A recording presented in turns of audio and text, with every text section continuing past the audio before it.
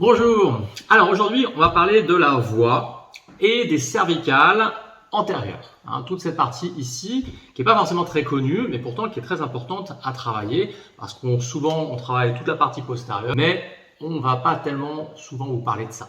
Et pourtant, pour tous les usagers de la voix, notamment tous les gens stressés, eh bien toute cette partie-là va être très tendue. Pourquoi? Parce que le stress contracte en partie les muscles au niveau des mâchoires, les muscles de la langue, évidemment les muscles du cou, du trapèze et les sternoclénomastoïdiens qui sont par ici. Et alors pourquoi dans certains cas la voix peut être altérée? Eh bien tout simplement parce que tout cet organe cartilagineux et musculaire, eh bien il va être sous dépendance aussi du forçage vocal, c'est-à-dire des muscles qui vont le faire travailler. Quand vous faites un son grave ou un son aigu, ça va monter, ça va descendre, etc.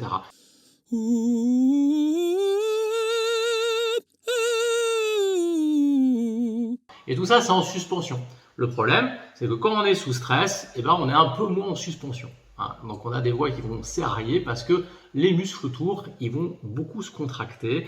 Et comme des crampes ou comme des grosses tensions musculaires qu'on peut avoir sur le dos ou n'importe où, de toute façon les torticolis c'est ça aussi, c'est des grosses contractures de muscles comme ça, comme le sternoclénomastoïdien, et bien ça se contracte, et si ça se contracte, il y a moins d'élasticité, s'il y a moins d'élasticité, il y a moins de mouvement. Et quand vous avez l'oropharynx comme ça qui va toujours bouger un petit peu, s'il bouge un peu moins, notamment parce que par exemple les muscles ici sont contractés, les muscles de la langue, tout ça c'est le plancher de la langue, c'est ici, 17 muscles qui sont par là. Il y a d'autres muscles qui sont postérieurs, les constricteurs, etc. Ça c'est des muscles qu'on ne va pas vous proposer de manipuler. Et bien qu'est-ce qu'on fait par rapport à ça? C'est assez simple en général, on étire dans n'importe quelle structure. On va étirer, on va désensibiliser, on va essayer de rallonger un peu le muscle en faisant un peu de contracteur lâché, en mobilisant comme ça de façon active. Donc ce qu'on va vous proposer aujourd'hui, ça va être de travailler un petit peu sur ça, travailler sur le plancher de la langue. Ici, pour que ça bouge bien, il faut que tout soit à peu près libre. L'orthophonie, c'est le kiné de la voix, il va utiliser certains mouvements, certains sons pour essayer de détendre ça.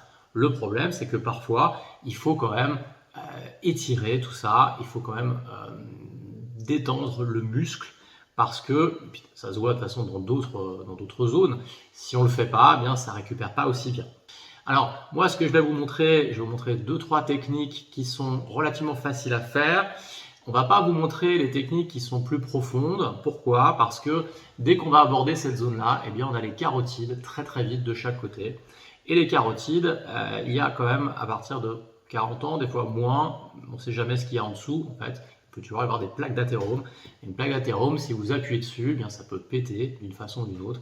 Il y a un endomole qui arrive et c'est l'AVC, donc ça c'est vraiment pas du tout ce qu'il faut faire. Donc on va essayer de vous montrer des choses au moins où on est sûr que ça va bien se passer. Et sinon évidemment vous consultez un professionnel qui sait à peu près où il met les mains et c'est mieux. Et je vous donne une petite anecdote quand même.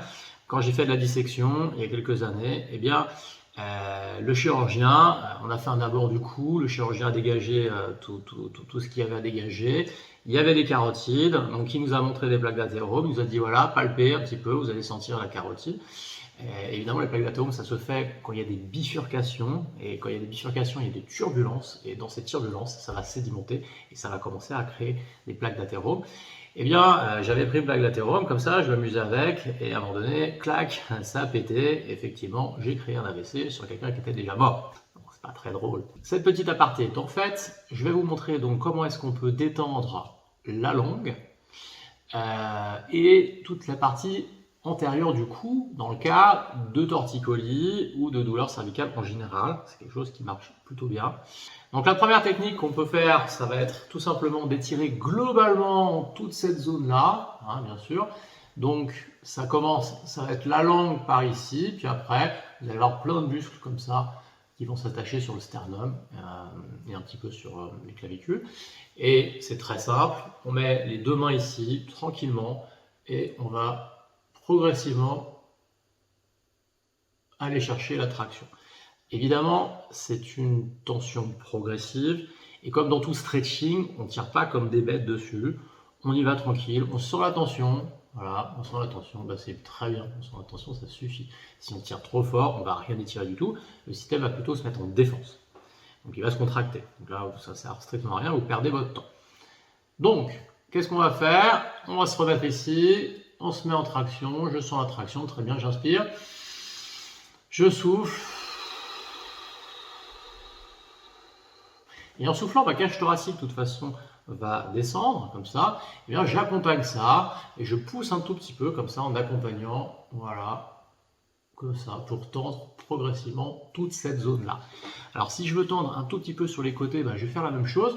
Voilà, je suis là, et je vais juste tourner un petit peu la tête. Mais vous voyez, en fait, ça tire très très vite et assez fort. Donc, ça ne va pas être des grands mouvements de cervicaux, de toute façon. Quand en cas de torticolis, on a ce muscle-là, donc le sternoclédomastoïdien, qui est un muscle principal de la rotation. Et bien dans les torticolis, il va être très spasmé, tellement spasmé que le matin, au réveil, quand vous voulez lever la tête, eh bien vous ne pouvez pas le faire. Certains d'entre vous vont reconnaître un petit peu l'idée. Je suis allongé, j'essaie de lever la tête. Ces muscles-là sont complètement sidérés, ils n'ont plus de force, ils n'ont plus rien. Eh bien, je prends ma main et évidemment, je l'aide pour pouvoir me lever le matin. Ça, c'est une technique qui peut se faire. Et bien, du coup, le sternoclédomastoïdien, si on veut détendre un petit peu, eh bien, on va comme ça tourner bien la tête et on fait un peu la même chose. On inspire et on va détendre un petit peu tout ce muscle ici. D'accord ? Si on veut aller un tout petit peu plus loin, on peut faire la même chose. On étire un petit peu et après on peut pousser comme ça, contre résistance, hop, et on relâche et on tracte. Et on pousse contre résistance, on relâche et on tracte. Alors ça c'est un super exo, justement dans tous ces torticolis et dans tous les muscles, dans toutes les tensions cervicales. Et maintenant on va parler de la langue, et bien c'est un peu le même principe, on va essayer d'étirer les muscles de la langue, par contre on va se mettre juste là, voilà, tout en haut, vous allez sentir de l'os, d'accord, le cartilage. Donc on a l'osioïde qui est juste ici. En dessous, on a vite le cartilage thyroïde. C'est pas très grave si vous n'arrivez pas à sentir la différence entre les deux. Il y a un tout petit espace de ça entre les deux. Et bien, même si vous ne le sentez pas, vous pouvez tracter soit l'osioïde, soit le cartilage thyroïde. Ça fera à peu près la même chose. Donc qu'est-ce qu'on va faire? On va se mettre là et de la même façon, donc ce qu'on disait par rapport à la carotide, hein, si vous êtes par là, vous êtes sur les carotides. Donc essayez de vous mettre, sentir le cartilage. Et quand vous sentez ce cartilage, bah, vous n'allez pas trop derrière sur les côtés, vous allez plutôt rester assez antérieur. D'accord? Là, il n'y a aucun risque, tout va bien, on est très bien là-dessus. Et donc, on met une main à limite qui sent, comme ça, qui tracte, et l'autre main qui se met en contrôle. Et là, on fait pareil, on va tracter comme ça, on va amener la tête comme ça, et ici, on maintient. C'est des tout petits mouvements, on est sur le millimètre d'extension, on n'est pas sur plus. Le muscle il fait ça, donc il ne faut pas imaginer qu'on va doubler sa longueur. Hein. C'est vraiment de la sensation. En plus, c'est très réflexe dans ces zones-là.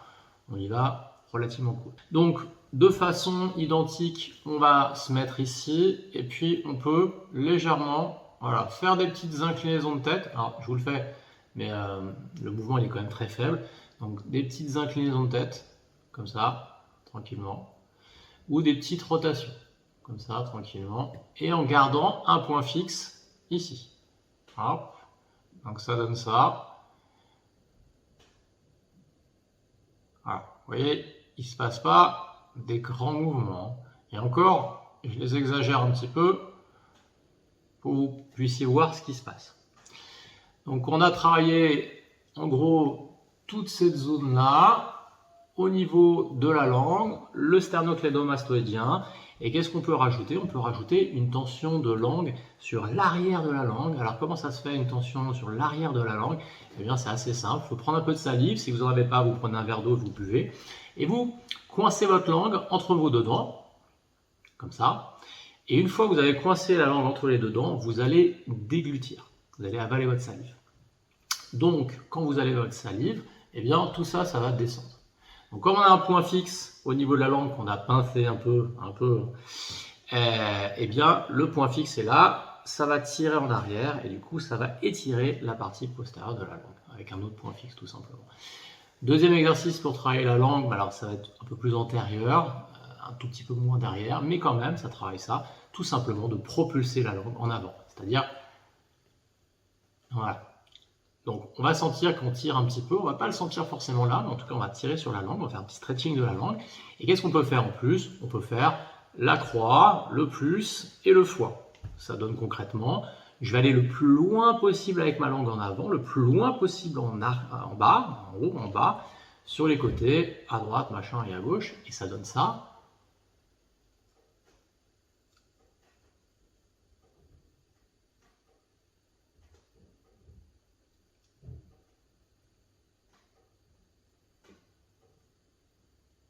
Et on recommence, et on allonge tout ça.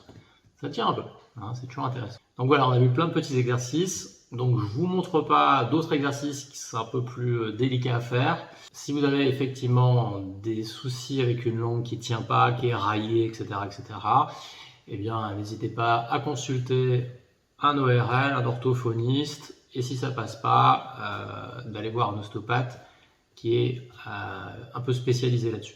Alors, vous pouvez vous abonner. Pourquoi? Parce que dans les prochains temps, je vais faire pas mal de vidéos qui vont servir de support à des cours qu'on donne, des cours d'une journée, à des ateliers qu'on appelle la santé au top pour les seniors et pour les gens de 35 à 60 ans, que j'anime en collaboration avec une sophrologue, Virginie Isner-Laemel.